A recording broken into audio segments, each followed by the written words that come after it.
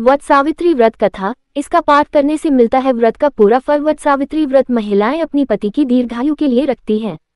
इस व्रत का विशेष महत्व बताया गया है। इस व्रत को करने वाली स्त्रियां देवी सावित्री की तरह अपने पति के लिए लंबी आयु, आरोग्यता और सौभाग्य की कामना करती हैं। इस दिन सुहागन महिलाएं वटवृक्ष की पूजा करती हैं और सावित्री सत्यवान की कथा का पाठ करती हैं। यहाँ विस्तार से पढ़े वट सावित्री व्रत की संपूर्ण कथा।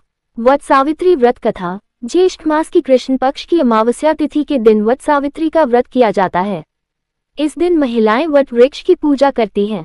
मान्यता है कि वट वृक्ष में त्रिदेव का वास है। साथ ही वट वृक्ष के नीचे ही यमराज ने सावित्री को पति सत्यवान के प्राण वापस लौटाए थे। इसलिए इस दिन वट वृक्ष की पूजा और कथा का पाठ करने से महिलाओं को व्रत का पूरा फल मिलता है। यहाँ विस्तार से पढ़े वट सावित्री व्रत की संपूर्ण कथा।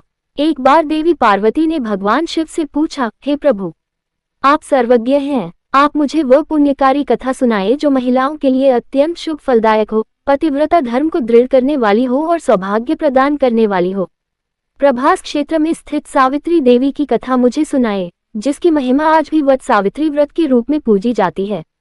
तब भगवान शिव बोले, हे पार्वती, मैं तुम्हें एक ऐसी कथा सुनाता हूँ जो महिलाओं के लिए आस्था, शक्ति और पतिव्रता धर्म की अद्भुत मिसाल है। ये कथा प्रभास क्षेत्र की है, जहाँ सावित्री स्थल नामक स्थान पर वट सावित्री व्रत की महान परंपरा का आरंभ हुआ। बहुत समय पहले मद्र देश में अश्वपति नामक एक प्रतापी और धर्मनिष्ठ राजा राज्य करता था। वह सत्यवादी, क्षमाशील और प्रजावत्सल था, परंतु उसे कोई संतान नहीं थी। संतान की प्राप्ति के लिए उसने कई वर्षों तक नित्य सावित्री देवी की पूजा की।